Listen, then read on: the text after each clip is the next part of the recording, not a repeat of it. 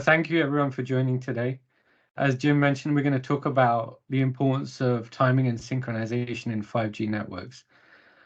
So synchronization has been around for a while, and it's always been a challenge on the fixed line network in terms of measuring. But we also need to take into consideration over-the-air measurements. So those two combined together are critical for 5G in order for it to function and deliver some of the promises that were hyped up when 5G was being launched. So let's talk a little bit about the topics that we'll cover. So I've broken it down into 3 sections. We'll talk about why synchronization is critical to 5G. We'll talk about network synchronization, which is the fixed part of the network, and then we'll talk about over-the-air measurements as well, so the wireless part of the network as well. So we've got about 25 minutes. And as Jim said, if you've got any questions, please put them in the chat window. If I can't answer the questions, I will come back to you or get them answered by a technical expert. So please feel free to ask your questions. So let's talk about why synchronization is crucial and critical to 5G. So 5G, as you might have seen some of these acronyms before. You've got this EMBB, we've got URLLC, and MMTC. So EMBB stands for Enhanced Mobile Broadband, URLLC stands for Ultra Reliable Low Latency Communication, and MMTC stands for Massive Machine Type Communication. So these are all critical parts of 5G. Enhanced Mobile Broadband will deliver the enhanced capabilities that we want as consumers. So as we watch our high definition videos or even higher 4K videos now, we do our video conference calls, things like that.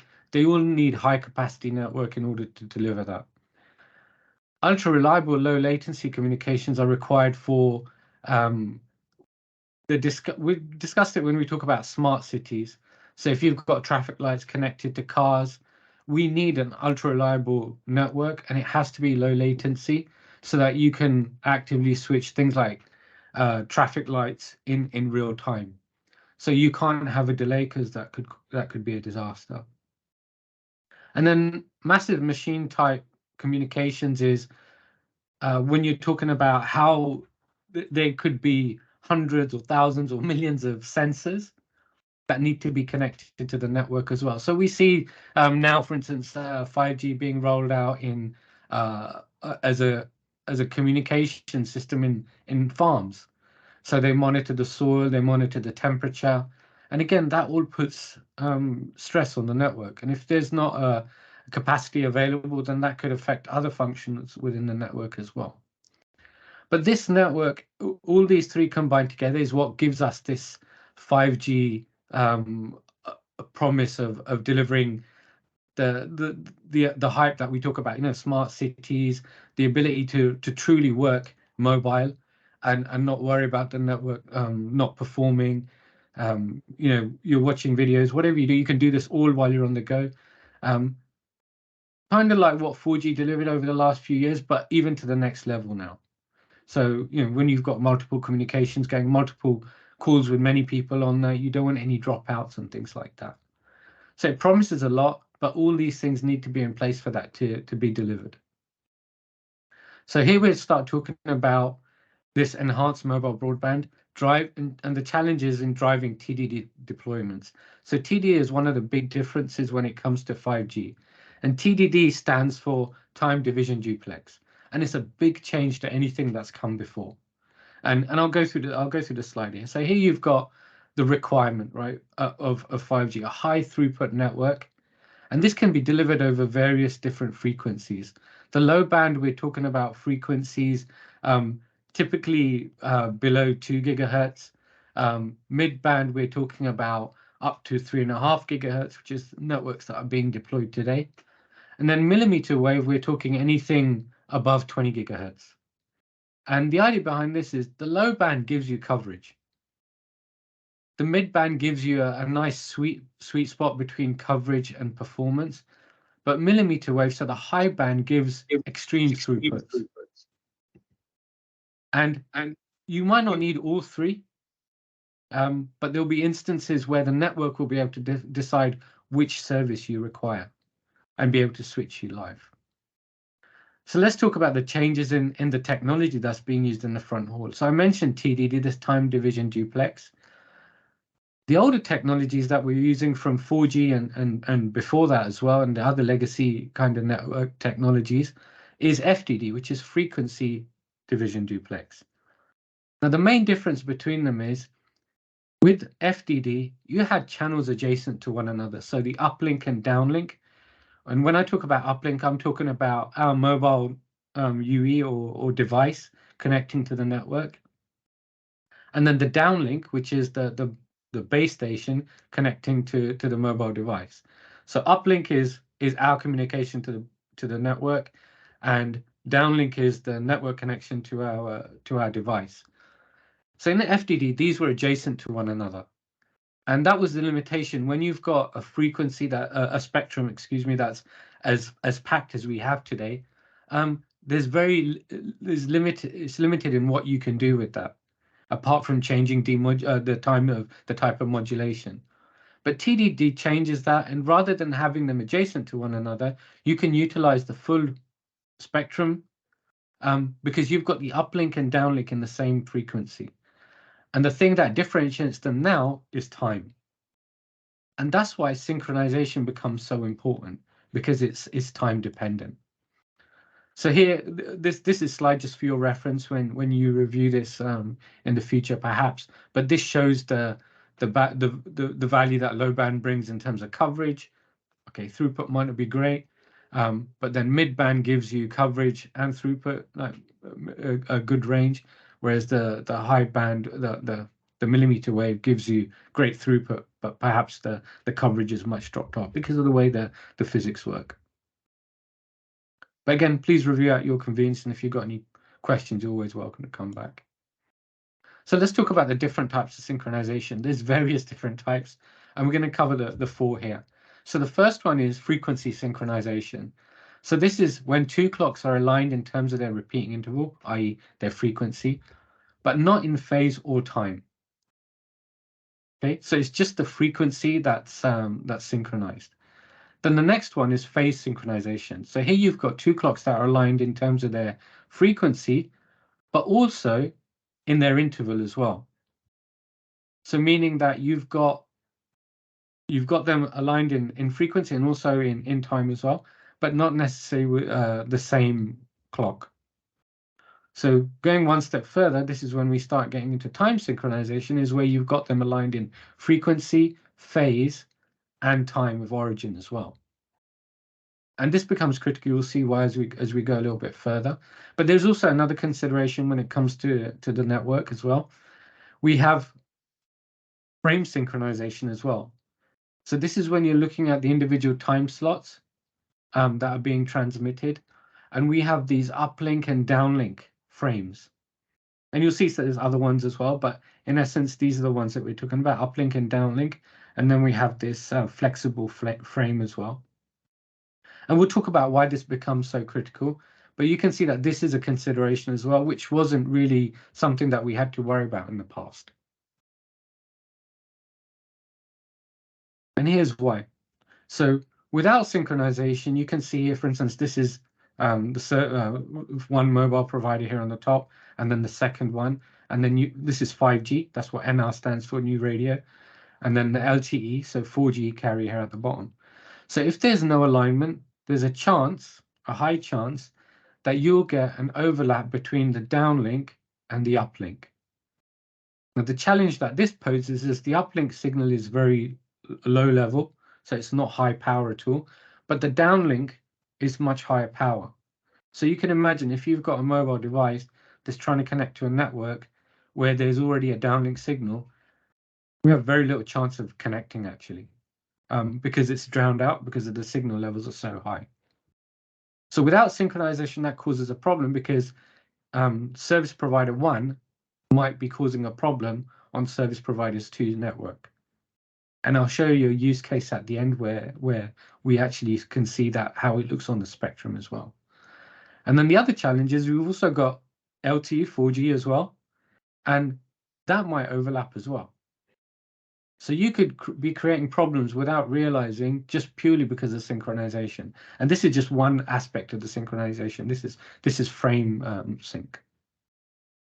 So, but with synchronization, we need to make sure that all the downlinks are aligned and the uplinks are aligned. And then we've got a little bit of flexibility here, and this S is a special slot or a flexible slot, which can be either, and you can choose it as need be. But the idea here is that you wouldn't use an uplink signal here, because it would get there's a chance it would get drowned out. But here you can see all the downlink are aligned and the uplink are aligned. And that's important, because then you know that there's not going to be interference caused by this technology in itself. And typically, this is defined by the local regulator. So in the UK, Ofcom would tell you the slot that should be utilized. So let's go a bit onto the time, frequency and time synchronization according to 3GPP. And this is where it makes a big difference. So as I said, when we were looking at FDD technologies, there was a measurement in place, but it wasn't crucial, because you didn't have an overlapping uplink and downlink. They were adjacent to one another. Now we've got signals that will be overlapping, and the differentiation is time. There's a specification of plus minus 3 microseconds, which is very tight, as you can imagine. So adhering to that is important, because any deviation from that would cause interference. And this time alignment error is something that we need to measure, not just on deployments, but also for maintenance as well, to ensure that there's no issues that come about once the network's been deployed as well. And I mention this because NTP, so Network Time Protocol, is something that was used in the past, but the standard or the technology is just not appropriate anymore. You need a higher level of synchronization, and we'll cover that in a bit more detail. So let's talk a bit about fixed line. So I mentioned NTP, so this Network Time Protocol, it's no longer appropriate. So there are others as well. We've got PTP, which is Precision Time Protocol, and you can see that it has all three elements that we need for the network. So frequency sync, phase sync, and time sync. So PTP is one that's being used today.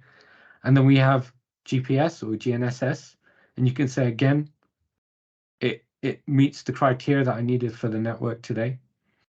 But in most cases, what we tend to see today is a hybrid, because there'll be instances where it's not possible to use either PTP, or it may not be possible to use GNSS, because you need access to the air for that.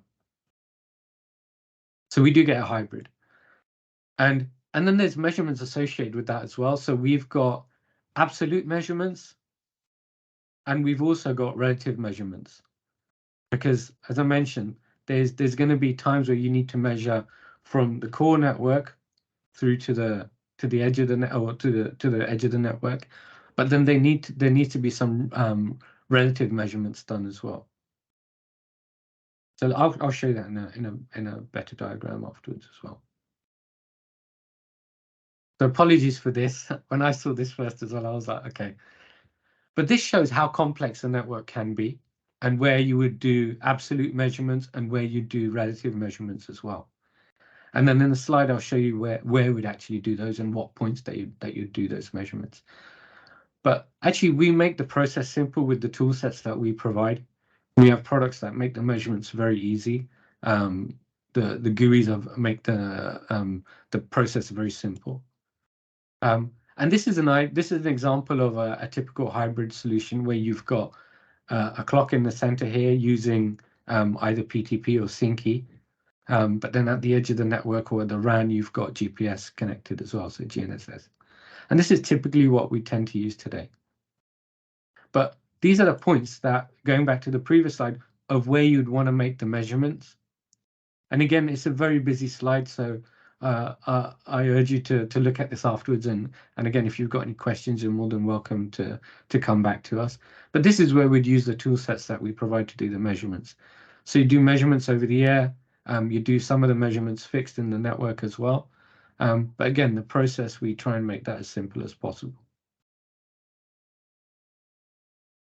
So let's now talk a little bit about over-the-air measurements, because this is what's different to any technology that's come before. And this is where we talk about over-the-air measurements versus UTC, which is coordinated universal time. So it's the wrong way around, but that's how it's written.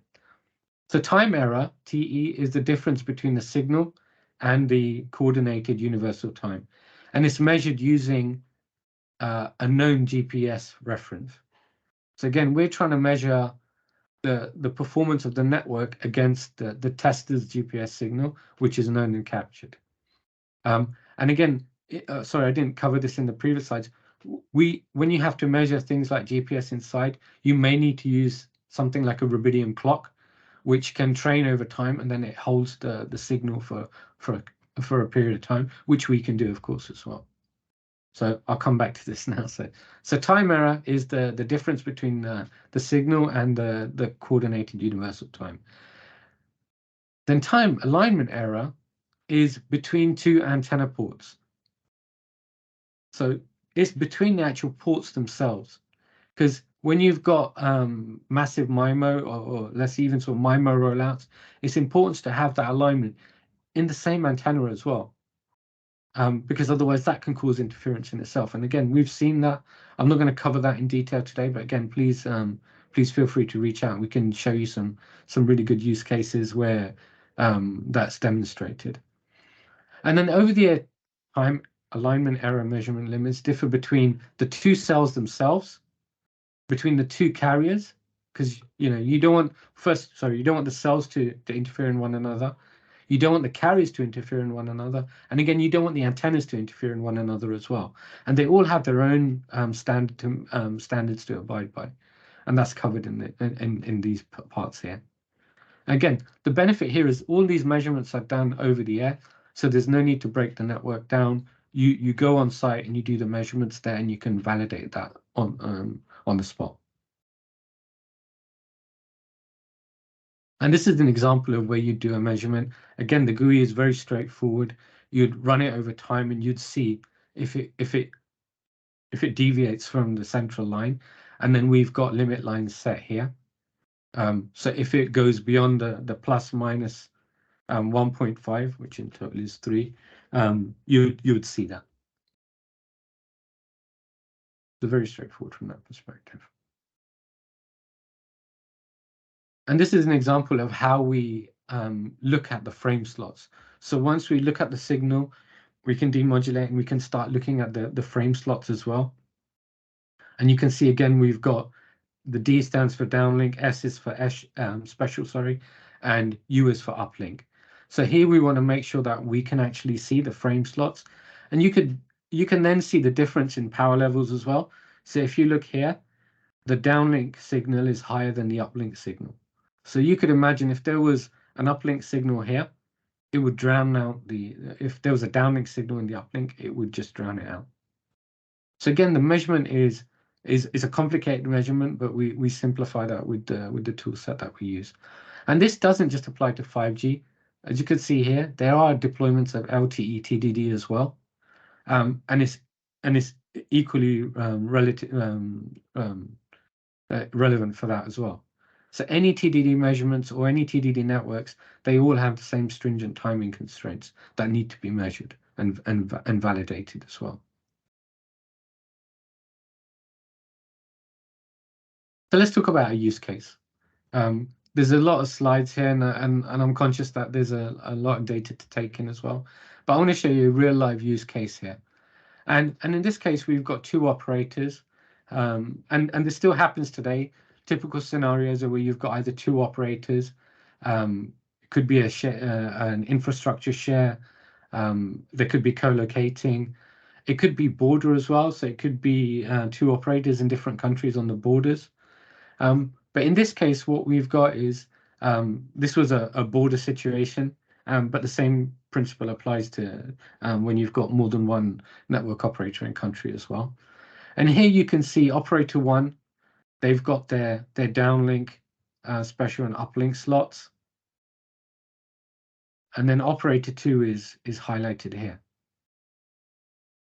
And you can see straight away there's some misalignment in the uplink and downlink between them. So you've got one part here, one here, and then also here. Now the challenge you've got is if you look at the spectrum plots just below, these are the uplink signals. And you can see they're very low level. But if you were to overlap this signal from the bottom trace onto the top trace, you would lose any sight of that signal. And that's what causes the problem. And it causes a capacity problem. People might not be able to make, so as a consumer, might not be able to make calls. We might not get the throughput that we need. So if we're doing a video call, the quality might not be great. There could be dropouts. If you're watching a video, there could be buffering because the cell looks like some of the capacity is already being used. Because it just looks at the level of the signal and it says, oh, it's already full. So and if there's other capacity, it moves you. If not, you might not be able to make a call. So this is a challenge, and this is something that for these new rollouts, it's not always measured. And actually, probably 95% of the cases that we've seen over the last 2 years where sites are not performing is because of things like this. And as I said, because it could be carrier 1 and carrier 2, they could be co-locating, they could be RAN sharing, there could be a number of different things. They could be 2 totally different sites. And we've seen instances where one carrier is interfering with another site 2 kilometers away, sometimes even more. And it's always to do with synchronization. And we see this week in, week out, and it's something that needs to be measured so that we can address it as well. But again, the measurement's very straightforward. And it's just something that's not really considered when deployments are being rolled out, or even when there's maintenance issues. Sometimes you'll see people go back to site time and time again, trying to resolve typical interference problems like external jammers or boosters or blockers, which can cause problems on the network. Or PIM issues, so this passive intermodulation is still a challenge in the network as well. But this third element needs to be considered as well now.